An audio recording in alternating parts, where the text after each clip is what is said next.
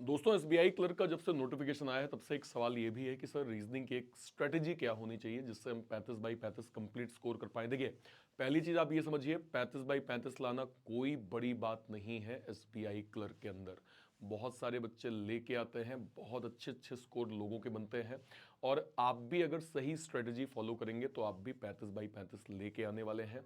तो आज मैं आपको प्री प्लस मेंस का एक कंप्लीट गाइडेंस देने वाला हूं कि आप किस तरह से जो है वो रीजनिंग को बिल्कुल बेसिक से बेहतर कर सकते हैं और अपना स्कोर मेंस के लिए भी अच्छा कर सकते हैं। इस पे हम लोग डिटेल यहाँ पे बात करेंगे। बेसिक मैं आपको बता देता हूँ, एसबीआई क्लर्क का नोटिफिकेशन आया है 13 तारीख, आपके मतलब 13,000 तक जो है वो टोटल वैकेंसीज आई हैं। इसके अलावा आप फॉर्म भर सकते हैं 17 तारीख से, 7 जनवरी आपकी लास्ट डेट होगी। 46,000 रुपए सैलरी है। प्री मेंस होगा, इसके बाद एलपीटी होगा, लैंग्वेज प्रोफिशिएंसी टेस्ट। ध्यान रखिएगा लैंग्वेज प्रोफिशिएंसी टेस्ट आपका कंपलसरी है, मैंडेट है और मान लीजिए अगर आपको नहीं आ रहा है तो आप डिसक्वालीफाई भी हो जाएंगे। ध्यान रखिएगा। तो मेक श्योर करें कि जिस स्टेट से आप फॉर्म भरेंगे वहां की बेसिक लैंग्वेज आपको आनी चाहिए। आपके पास एक बेसिक डिग्री होनी चाहिए, बीए बीकॉम बीएससी बीटेक कुछ भी आपने किया है वो डिग्री आपकी चल जाएगी। आपकी एज लिमिट मिनिमम जो है वो मैक्स टू मैक्स अगर मैं कहूं 28 साल तक की आपकी एज लिमिट है। यहां पे आपको कहीं कोई दिक्कत नहीं होने वाली है। फाइनल ईयर के बच्चे अगर हैं और वो फॉर्म भरना चाहते हैं बिल्कुल भर सकते हैं, बट मेक श्योर करिए कि 31/12/2024 से पहले आपकी डिग्री का प्रूफ आपके पास होना चाहिए। 2 लेवल पे एग्जाम होंगे जैसे मैंने आपको बताया, प्री और मेंस। प्री का सिलेबस आपके सामने है, सिलेबस कह रहा हूं एग्जाम पैटर्न आपके सामने है। 3 सब्जेक्ट होंगे, मैथ रीजनिंग इंग्लिश, जिसमें मैथ और रीजनिंग 35 क्वेश्चन 35 मार्क्स, इंग्लिश आपके 30 क्वेश्चन 30 मार्क्स, टोटल 100 क्वेश्चन 100 जो है वो आपके मार्क्स बनेंगे। 20-20 मिनट ईच आपको अलॉट किया जाएगा। इसके अलावा मेंस की हम बात करें, इंग्लिश 40 क्वेश्चन 40 मार्क्स, जीए 50 क्वेश्चन 50 मार्क्स, मैथ्स आपका 50 question 50 marks, reasoning 50 question 60 marks, 190 question 200 marks, 2 घंटे 40 मिनट का आपको समय यहां पे प्रॉपर दिया जाएगा। अब सवाल आता है कि सर रीजनिंग को हम बेसिक से क्या स्ट्रेटेजी बनाएं जिससे हम तैयारी को बेहतर कर सके। देखिए कुछ चीजें मैंने यहां पे आपके लिए प्रॉपर जो है वो डेडिकेट की है। पहली चीज तो आप ये समझिए, 2 महीने का आपने टाइम बोला कि क्या सर 2 महीने में हम अपना बेसिक स्ट्रांग कर सकते हैं। एक सवाल बहुत बहुत ज्यादा आता है कि सर क्या मैं आज से पढ़ना स्टार्ट करूंगा तो क्या मैं प्री के लिए बिल्कुल एलिजिबल हो जाऊंगा, इतनी मेरी तैयारी हो जाएगी? 100% हो जाएगी अगर आप डेडिकेशन प्रॉपर दिखाने वाले हैं तो। और आज इस वीडियो के बाद आपका पूरा फंडामेंटल बहुत अच्छे से क्लियर होने वाला है। ठीक है, बस आपको यहां पे 200% डेडिकेशन दिखाना है और जो आज मैं आपको डिसिप्लिन सिखाऊंगा बस उसको आपको फॉलो करने की आवश्यकता यहां पे पड़ेगी। ठीक है भाई, देखिए बेसिकली मैं आपको 2 तरह से आज लर्न करने वाला हूं, मतलब सिखाने वाला हूं। क्या क्या चीजें हैं? एक तो यह है कि आपकी कॉन्सेप्ट लर्निंग आपकी स्ट्रांग हो जाए और टॉपिक वाइज प्रैक्टिस आपकी हो जाए। और ये 2 चीजें अगर हो जाएंगी तो फिर मॉक आप देके अपनी स्पीड पे भी कमांड कर सकते हैं। तो पहला काम आपका एक्यूरेसी है, सेकंड काम जो है वो आपका मॉक यहां पे होने वाला है अगर आप रीजनिंग को फोकस करेंगे। देखिए मैं यहां पे पहले मंथ की अगर मैं बात करूं तो मैं आपको एक वीकली टारगेट सेट करता हूं जहां पे आप एक ऐसा शेड्यूल बनाइए। मैं एक मिनिमम टाइम, ये आपका टाइम अपना हो सकता है, ध्यान रखिएगा, बट कोशिश करें अगर आप स्टूडेंट हैं और अगर आप जॉब क्लास पर्सन भी हैं, अगर आप एक्स सर्विसमैन हैं, कोशिश करें 3 घंटे का समय तो एटलीस्ट आप दीजिए भाई, है ना? क्योंकि आप 2 महीने में चाहते हैं सारी चीजें क्लियर हो तो थोड़ा डेडिकेशन आपका रिक्वायर्ड होगा।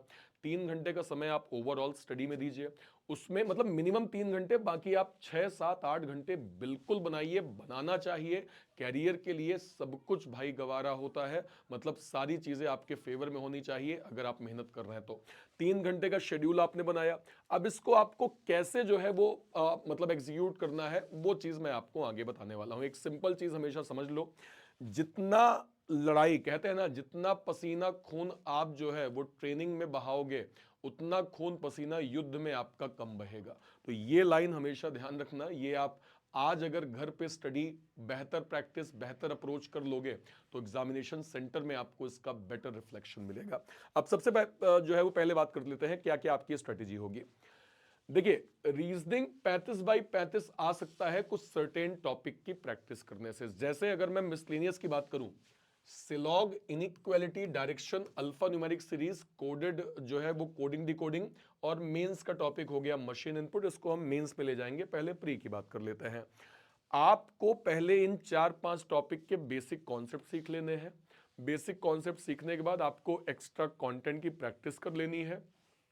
एक्स्ट्रा कंटेंट की प्रैक्टिस के बाद आपको सेक्शनल मॉक देना है और सेक्शनल मॉक में जो गलतियां हो रही हैं उसको सुधारते हुए अपना मॉक का सेक्शनल मॉक का स्कोर मैक्सिमम करना है। ये पहला आपका नियम है अगर आप चाहते हैं रीजनिंग में बेटर स्कोर कर पाए तो, क्योंकि ये क्वेश्चन आपको 10 से 15 नंबर मिनिमम आते हैं, क्योंकि आजकल के एग्जाम में पजल का वेटेज काफी ज्यादा हो गया है।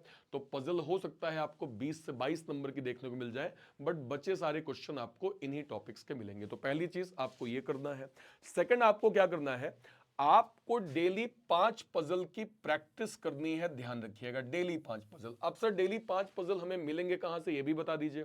इसका एकमात्र सिंपल सॉल्यूशन है, अगर आप मुझे फॉलो करते हैं, बैंकिंग वाला फॉलो करते हैं, तो बैंकिंग वाला पे डेली दोपहर में 12 बजे हम लोग पजल स्पेशल शो लेके आते हैं, जिसमें हम लोग, अब मैं आपको 5 पजल कह रहा हूं, मैं वहां डेली 12 से 15 पजल की प्रैक्टिस करवाता हूं। यानी एक दिन में अगर आपको 12 से 15 पजल प्रैक्टिस करने के लिए मिल रहा है, I think more than enough है। तो आप बिल्कुल डेडिकेट होके YouTube पे, बैंकिंग वाला पे लाइव सेक्शन में जाइएगा। आपको डेली 12 बजे जो है वो पजल का सेशन मिल जाएगा। आप वहां पे जाएं, प्रॉपर उसको सीखें, कॉन्सेप्ट सीखें। अगर आपका बेसिक कॉन्सेप्ट क्लियर है, स्पीड में करने की कोशिश करें। स्पीड में अगर आपका हो रहा है, रैंक बनाने की कोशिश करें। वो एक ऐसा शो है जहां हमारा उद्देश्य है कि हम पजल को स्पीड में सॉल्व कर लें। ठीक है, तो पजल के लिए आपको नॉन स्टॉप डेली 12 बजे वाला शो एनी हाउ करना है। पजल आपकी इस प्रकार से स्ट्रांग हो जाएगी। एक मंथ के बाद जब आपने, लेट सपोज आज से ये करना स्टार्ट किया, आपने 1 घंटे का डेडिकेट टाइम दे दिया पजल के लिए। लेट सपोज आज आपने सिलॉग का बेसिक कॉन्सेप्ट पूरा पढ़ लिया, उसके बाद कल आपने इसके फंडामेंटल की प्रैक्टिस कर ली। लगभग आप 2 से 3 दिन का टाइम पर्टिकुलर टॉपिक में दीजिए अगर आप कंप्लीट करना चाहते हैं तो। भाई आज आपने कॉन्सेप्ट सीख लिया है ना, आपने डेडिकेट किया है 5-6 घंटे, लेट सपोज मैं कहता हूं 2 घंटे में आपने कॉन्सेप्ट पूरा सीख लिया। मान लीजिए आपने 4 घंटे समय दे दिया, फिर बचे हुए में उसमें आपने क्वेश्चंस की प्रैक्टिस कर ली, फिर आपके क्वेश्चंस में डाउट आए, उन डाउट्स को आपने क्लियर कर लिया। अगले दिन आपको और पीडीएफ मिल गई, उसके क्वेश्चंस की आपने प्रैक्टिस कर ली। तो ऐसे जब आप प्रैक्टिस करते जाएंगे तो आपके मिसलेनियस टॉपिक भी क्लियर होंगे और पजल तो आपका डेडिकेटेड टाइम पे क्लियर हो ही रहा है। पजल की पीडीएफ भी मैं प्रोवाइड कर देता हूं, पीडीएफ आपके पास पहुंच जाएगी। बस डेली आपको एक बार रिवाइज कर लेना है, आपका पजल का कॉन्सेप्ट यहां पे प्रॉपर जो है वो क्लियर हो जाएगा। नेक्स्ट पे आइए, आपको क्या करना है। देखिए, प्री लेवल पे आपको 35 मार्क्स मिलते हैं, जिसमें 20 मिनट्स में आपको करना होता है। अब देखिए, इसका लेवल काफी इजी होता है, पहले आप समझें। जब मैं ये कहता हूं कि पजल का लेवल इजी होता है, तो कई लोग ये कह सकते हैं कि अरे नहीं सर, आप कहते हो सर हमारे तो नंबर आते हैं। इसका कारण ये है कि आपके नंबर इसलिए नहीं आते क्योंकि आप दिए गए डिसिप्लिन को फॉलो नहीं कर रहे हैं। मैं आपको कह रहा हूं कि आपको अगर पजल सीखना है तो आप उस 12 बजे वाले सेशन में कंसिस्टेंट रहिए। ऐसा नहीं कि आपने आज किया, कल किया, परसों भूल गए, अरे भाई परसों मैं नया पैटर्न लेके आ जाऊंगा। अगर आपको वो दिखेगा ही नहीं, पता ही नहीं चलेगा, तो आप कैसे सीखेंगे। तो आपको अगर पजल वर्ड आसान, जैसे मैं बोल रहा हूं, जैसे बच्चे उस क्लास में कर लेते हैं, तो आपके लिए भी आसान होगा अगर आप कंसिस्टेंट वहां पे अपना अभ्यास करेंगे। तो पैटर्न काफी आसान आता है, ठीक है। अगर आपका फंडामेंटल क्लियर है, आपने थोड़ा सा भी मेहनत कर लिया है, तो आप 20-22 नंबर तो अच्छे से कर लेंगे। बाकी 25 प्लस मार्क्स कहीं गए नहीं है, बट हमारा टारगेट पूरा पूरा 35 नंबर का है कि हमें 35 नंबर एनी हाउ निकालना है और 35 मार्क्स पूरा यहां पे गेन करना है, ठीक है। बहुत सारे बच्चे ये करते भी हैं, मैं आपको स्क्रीनशॉट टेलीग्राम पे लगातार डालता रहता हूं। बच्चों के मार्क्स को मैं लगातार टेलीग्राम पे जो है वो डालता रहता हूं, उनके स्कोर को आपको दिखाता रहता हूं, ताकि एक सेंस ऑफ मोटिवेशन आप सभी के अंदर आए, ठीक है भाई। ओके, चलिए आगे बढ़ते हैं। सेक्शनल मॉक ध्यान रखिएगा, एक इंपॉर्टेंट पार्ट है। मैं बार बार सेक्शनल मॉक को यहां पे कोट कर रहा हूं। आप फुल लेंथ मॉक देने से पहले इतना सेक्शनल मॉक दे लीजिए कि जो भी आपके पास मॉक टेस्ट है उसके सारे सेक्शनल मॉक आपके खत्म हो जाने चाहिए।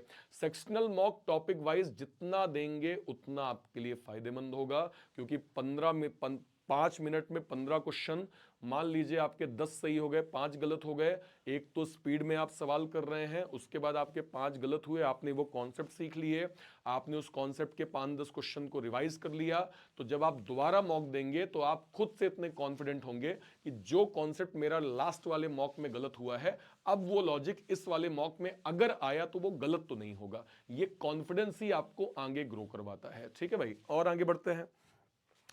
अब मेंस की बात करते हैं। देखिए मेंस में होता क्या है कि क्वेश्चन जो है वो लेंदी पैटर्न पे होते हैं and one should not aim to solve all the question at the mains level, it is not possible. आप समझें, अगर मैं लेट सपोज कहूं 60 नंबर का एक पेपर है, ठीक है, 45 मिनट का आपको समय दिया गया है, आप कभी भी 60 में 60 नहीं कर सकते, इसको एक्सेप्ट कर लीजिए, क्योंकि प्री और मेंस में अंतर होता है। प्री क्या होता है?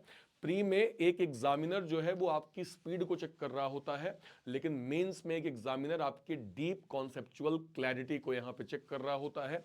वही मैंने यहां पे मेंशन किया है कि अगर आप नियर अराउंड 10 से 15 या 15 से 20 नंबर भी कर लेते हैं 60 मार्क्स के पेपर में 45 मिनट के टाइम पे, अगर आप 15-20 नंबर भी कर लेते हैं तो वो भी एक अच्छा स्कोर माना जाता है। उसकी स्ट्रेटेजी क्या है? उसकी स्ट्रेटेजी ये है कि आप जब कभी भी मेंस करने जाएं तो सबसे पहले आप उनको करें जो वन लाइनर्स हैं, जो आपके लिए एक कॉन्सेप्चुअली आसान है। फॉर एग्जांपल सिलॉग का क्या पूछेगा मेंस में? रिवर्स सिलॉग पूछ लेगा, कोडेड सिलॉग पूछ लेगा, मिसिंग सिलॉग पूछ लेगा। आप इनकी प्रैक्टिस कर लीजिए, इनके क्वेश्चंस को रिवाइज कर लीजिए। तो इंस्टेड ऑफ दिस कि आप पजल करने जाएं, ये नंबर जब आप करते जाएंगे ना तो आपको सेंस ऑफ कॉन्फिडेंस मिलेगा कि हाँ यार देखो, मेरे 3 नंबर कोडेड जो है वो सिलॉग के बन गए, 2 नंबर मेरी मिसिंग इनइक्वालिटी की बन गई, ब्लड रिलेशन का कोडेड फॉर्मेट के 3 क्वेश्चन यहां बन गए, 5 3 2 और ये सर 9 नंबर अभी मेरे यहां बन गए। चलो एक आध मैं 2-3 डेटा सफिशिएंसी कर लूंगा। भाई मैं 20 नंबर का टारगेट लेके चल रहा हूं, 12-13 नंबर तो यही हो गए ना। और ऐसा मैं इसलिए बोल रहा हूं कि कट ऑफ भी इतना ही जाता है। कट ऑफ मतलब मेंस का कभी भी आप देखें, आप डेटा देखेंगे, 8 नंबर 10 नंबर 12 नंबर, इससे ज्यादा आपको नहीं देखने को मिलेगा। तो कट ऑफ भी ये शो करता है कि आप जो है वो टॉप नहीं कर सकते, टॉप करना भी आपको नहीं है। आप बस एक स्कोरिंग जितना एक एक्सपेक्टेड नंबर है उतना आप गेन कर लेंगे, मोर देन सफिशिएंट आपके लिए होगा। ठीक है, देखिए पहले 20 मिनट में आपको जो वन लाइनर क्वेश्चंस है उसको ट्राई करना है। जब वन लाइनर आपके खत्म हो जाए तो अगला 20 मिनट जो है वो स्मॉल छोटी छोटी पजल आती हैं, छोटी छोटी पजल जो आपने प्रीलिम्स में ऑलरेडी पढ़ी हुई हैं, थोड़ा उसमें लेवल अप हो जाएगा। उन पजल्स को ट्राई करें, अगर आपसे बन जा रही है या आपको लगता है कि हाँ यार मैं ट्राई करूंगा पॉसिबिलिटी के साथ तो मैं इसको सॉल्व कर लूंगा, उसको आप ट्राई करिए। आखिरी में जब आप क्या करेंगे, लास्ट के 20 मिनट्स में कुछ ऐसी पजल जो वाकई लॉन्ग मेथड पे है, लॉन्ग पैटर्न पे है, जो टाइम टेकिंग है, हो सकता है एक पजल में आपको 10 मिनट लग जाए। अगर आपको लगता है कि हाँ यार मैं इसको ऐसे वैसे बना के ट्राई कर सकता हूं, जरूर ट्राई करिए, बट इसकी लिमिटेशन सेट करके रखिए कि पहले मुझे वन लाइनर सारे पैटर्न के जितने मुझे आ रहे हैं उन सभी को मैं ट्राई कर लूंगा। उसके बाद जब मेरे मिसलेनियस खत्म हो जाएंगे तो मैं छोटी मोटी पजल को ट्राई करूंगा और आखिरी में मैं लॉन्ग पजल को ट्राई करूंगा। ये मेरा ओवरऑल सेंस रहेगा, इस तरह से मैं कॉन्फिडेंस को बिल्ड करूंगा। ठीक है भाई, ओके। आप अगर 20 प्लस, देखिए मैं वही कह रहा हूं, अगर आप 20 प्लस स्कोर मेंस में करते हैं तो वो एक अच्छा स्कोर माना जाएगा, उसको खराब स्कोर नहीं कहेंगे। आप अच्छे तरीके से 20 स्कोर करके भी ओवरऑल सिलेक्शन आप ले सकते हैं। तो ये स्ट्रेटजी वाइज आपको चलना यहां पे होगा। ठीक है भाई, ओके। अब बात कर लेते हैं मेंस की। देखिए also note the level of exam changes every year, you should not have number in your head. If exam is easy you will be able to solve 20 plus if it is a difficult। देखिए अब यहां पे मैं क्या बोल रहा हूं, मैंने कहा आपसे कि एटलीस्ट अगर आपके 20-22 नंबर आ जाते हैं तो अच्छा स्कोर है, लेकिन कभी कभी वो पेपर और एक्सट्रीम डिफिकल्ट हो जाता है। हो सकता है आपके लिए 20 नंबर भी बहुत चैलेंजेस हो, बट अगर आप वहां पे लेट सपोज 13-15 भी स्कोर करते हैं तो 13-15 स्कोर भी एक अच्छा स्कोर माना जाएगा भाई।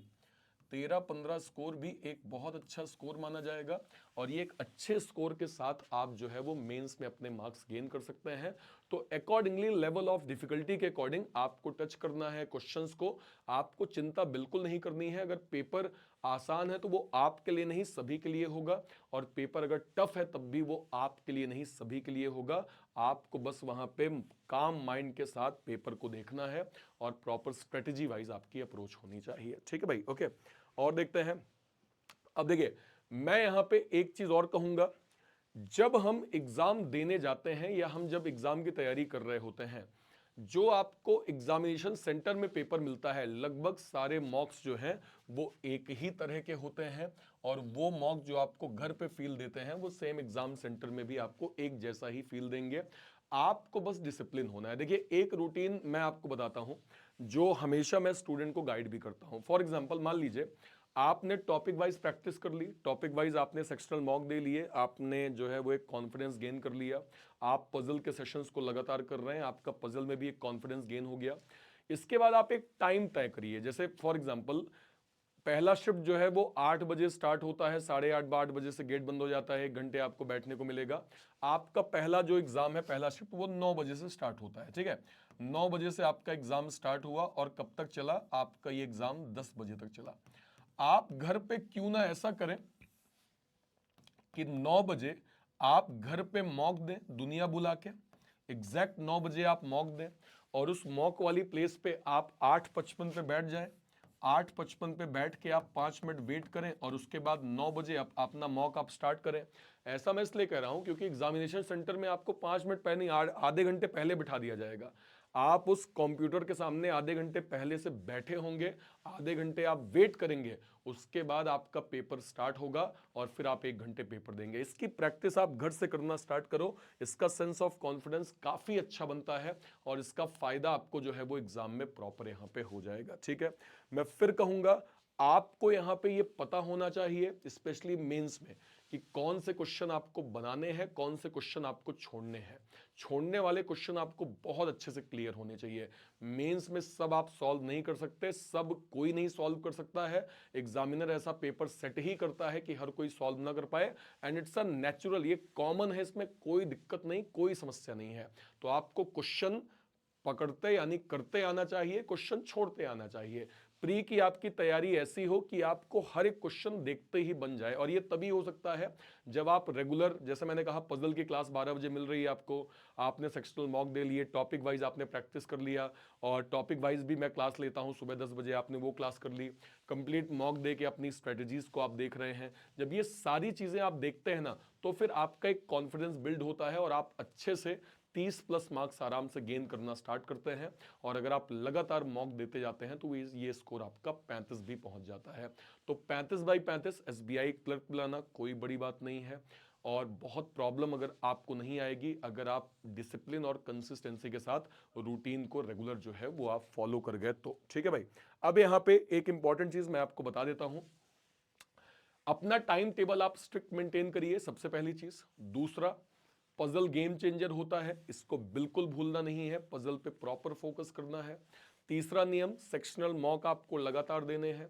चौथा, एक्यूरेसी पे आपका फोकस होना चाहिए। पांचवा, आपका अगर आपका बेसिक कॉन्सेप्ट सारे सिलेबस कंप्लीट हो गए हैं तो आप डेली एक कंप्लीट मॉक दीजिए। अगर आप सिलेबस अभी मिडिल पे हैं, ऑल्टरनेट डेज में एक मॉक दीजिए कंप्लीट वाला। और अगर आप बिगनर हैं, हफ्ते में दो दो मॉक आपको देने हैं।